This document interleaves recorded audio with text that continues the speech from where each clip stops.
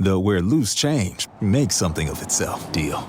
Because only at McDonald's can a stop at the toll booth turn into an impromptu breakfast stop. Welcome to McDonald's. Can I take your order? It's hard to beat any size McCafe iced coffee for 99 cents until 11 a.m. But pairing it with the new Cheese Danish is a good way to try. Price and participation may vary. Cannot be combined with any other offer. Ba-da-ba-ba-ba. Yeah, that is really sad. It kind of makes you feel bad when you find out the story behind that. For for thinking so poor, but at the same time, like for trashing that film. But then at the same time, if you know it's not good quality and you know that all the footage isn't there, why are you still making me watch it?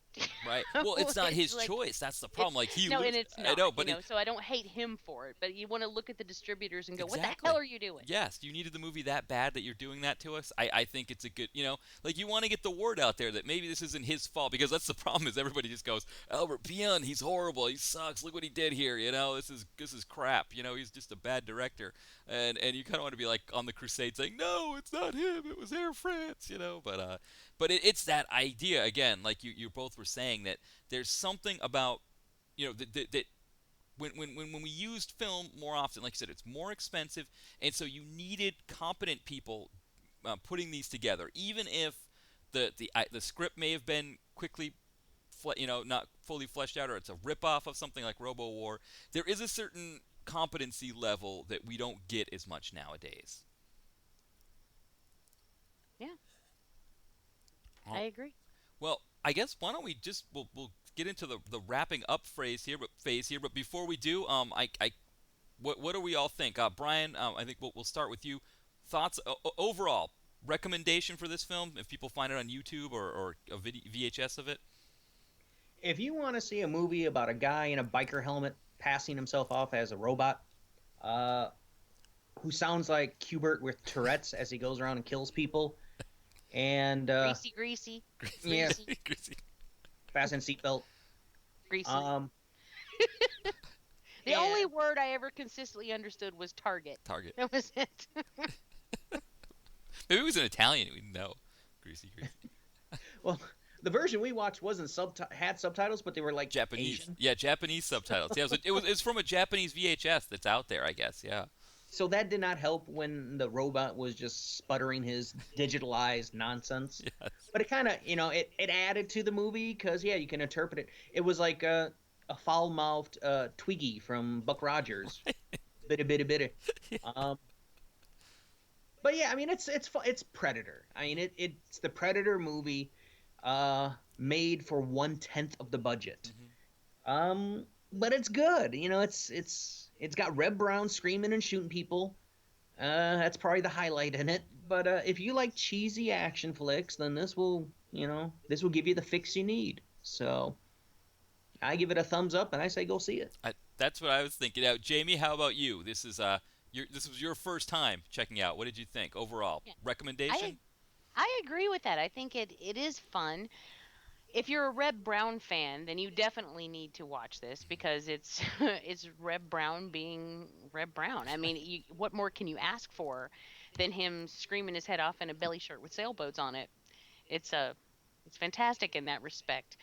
It is Predator, so if you are a fan of Predator, then give it a watch. You won't have any surprises here really, but it's kind of fun to pick out the similarities.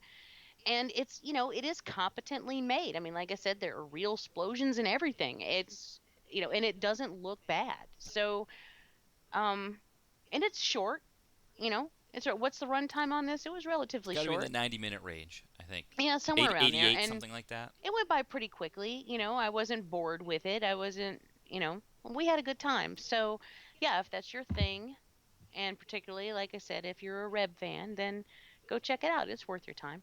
Perfect, and I'm concur. It's unanimous here. This is definitely one of my favorite Reb Browns, and I always love this one. And so, yeah, check it out if you want. One place you can find it is on the Tumblr at dtvc.tumblr.com. I've posted it on there. Also on Twitter. Whenever I post something on the Tumblr, it goes to Twitter, so you can find it there as well.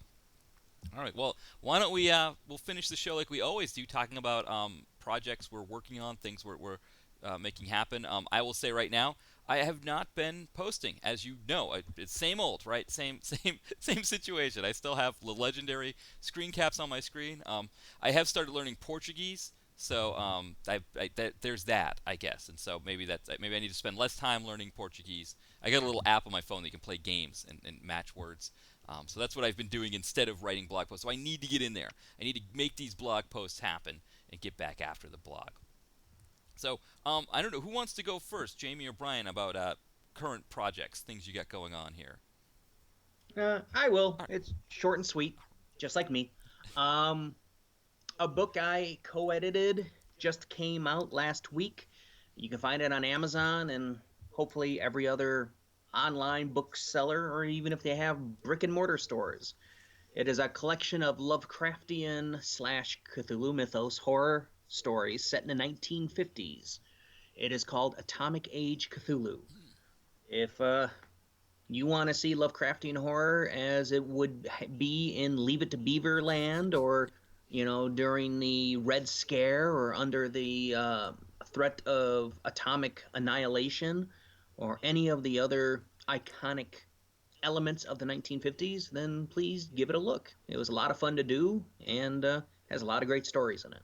Right. Now, so if we go to Amazon and we type your name in, Salmons with 2 M's, Yes. then we'll find any of those on any of your books on Amazon, any of the editors or the ones you wrote. Yes, I have an author's page all set up. Just type in Brian M, as in Michael, Salmons, and that should lead you right to it. And you could find all the books I've edited, the books that I've appeared in, pretty much everything. I do like that idea of Atomic Age Lovecraft, just because I've been watching MeTV. They have shows from the 50s every once in a while. Or I listen to the Solid Gold Oldies station on Music Choice, which they have music from like the mid to late 50s, early 60s. But that like kind of being more in contact with that age recently, seeing something like that or reading something like that, I think would be really interesting. Well, I'm old enough where I'm not old enough to be from the 50s, but when I was a kid, all those 50 sitcoms and TV shows, they were still being syndicated. Mm-hmm.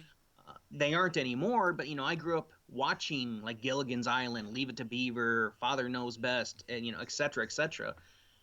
And doing that, you really get to see that the 50s are really looked back through rose-colored glasses. It's Yes. just, everything was better back then. Yes. And my idea was, no, it wasn't. And if you really dig, no, it really wasn't. Right. But there is this shiny veneer over anything 50s of just, it was such a great, perfect time.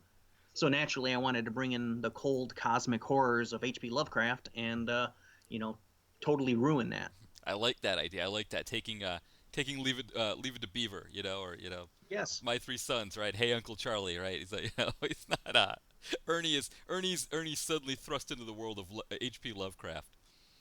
And the book was very well received so far, and the publisher liked it so much that it's actually the first book of a series that I'll be doing, looking at each decade through the lens of the cold, terrifying Cthulhu mythos. We've actually just finished up the next book, which is going to be called The Summer of Lovecraft. And it's Lovecraftian horror story set in the 1960s. So we could look forward to that one too. That sounds That one amazing. also has a special distinction. yes, it does. A certain author makes her first professional published sale in that book. And who might that be? I don't know. He's talking about me. Excellent. Congratulations, Jamie.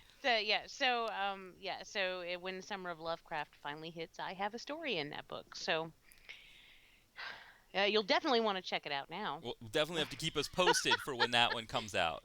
But to be honest with Atomic, it already sold out once, and they finally restocked. They have restocked now, and so I urge people to go to Amazon and get your copy while you can before it sells out again, because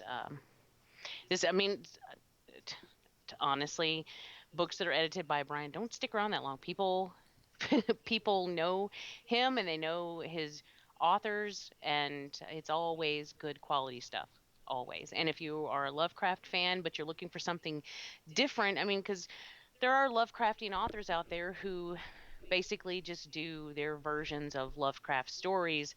But this is not that. This is the Lovecraft world, or things from the Lovecraft world thrust into, a specific theme, which Brian always excels at. Like, that's what he does with his books. He wants to see what people can do with a specific idea playing in the Lovecraft world, and it always comes to interesting results, and that's what we have here. So I recommend it. Definitely. So remember that. Go to Amazon and look for Brian's author page there. Excellent. Jamie, how about you? This is a perfect segue. Me with my great segues here. We've actually got a great segue here into what you've been working on. What have you got going on, Jamie? Like I said at the beginning, we got the Skeleton Crew show coming up. There's also going to be a new Devour that should be released finally, I hope. It's the Jason X show. That one hasn't come out yet, has it, Brian? That's the one that's supposed to be coming out, I think. I believe, yeah, that's the next one. That one. And then, of course, Brian and I are both on Evil Episodes. You can find us there, and we talk about horror on television and various other things. The most recently dropped episode has been pretty controversial because we kind of got into it. It wasn't nasty, like mean, but we just get really passionate when we talk about movies and such. So I've had people contacting me, asking me if we're okay after that last episode. I'm like, yeah, we're fine. Everything's fine. It's, I didn't beat her up too bad. No, it wasn't bad. But you want to hear us fight about something, then go check out the latest Evil Episodes, because we don't always agree. I know. Tonight you did. Our show seems to be an agree zone. It just seems to work that way, that we just sort of agree on things. Yeah, we rarely. Actually, we've never had a something that we severely disagreed on. No, I think it's me being a Mainer. Mainers just, we have a way of. You just go along with it. We're just like, oh, I see what you're saying. Yeah, that makes sense. Yeah. That's good. Yeah, so you have the disagreement in that one in Evil Episodes, but then you come here for our we're like the opposite of Crossfire and all those like political shows on TV. We just have fun talking about the movie, I guess, is how we do it. Though it's fun to argue too. So I think there's both sides of that coin. It is. We had a really good time with this last episode, because we actually like those kind of discussions that get get your blood pressure up, get your blood flowing, get you hyper and excited. It just makes you feel alive. And then, of course, there's no real animosity behind it. Yeah. It's just opinion. In the end, no one's opinion is wrong. No. And I think that's a good line to leave it on there. No opinion is wrong. Unless you say you don't like Robowar, then you're wrong. That's my only opinion. There's that. There is that. All right. Well, I want to thank Brian again for coming on here, and hopefully, again, we were able to kind of get him something, he could really sink his teeth into a little more so than the Lifetime movie. So thank you again, Brian, for coming on today. Oh, thanks for having me, and thanks for watching a good film for a change. Yes, we watched a good one that you didn't have to suffer through as well. Excellent. Well, everybody, we'll see you next week. And Jamie and I will be back with something else that will hopefully be as good as this one. So hope everyone has a great week, and thank you for listening. Bye, everyone. Bye. Bye, everyone.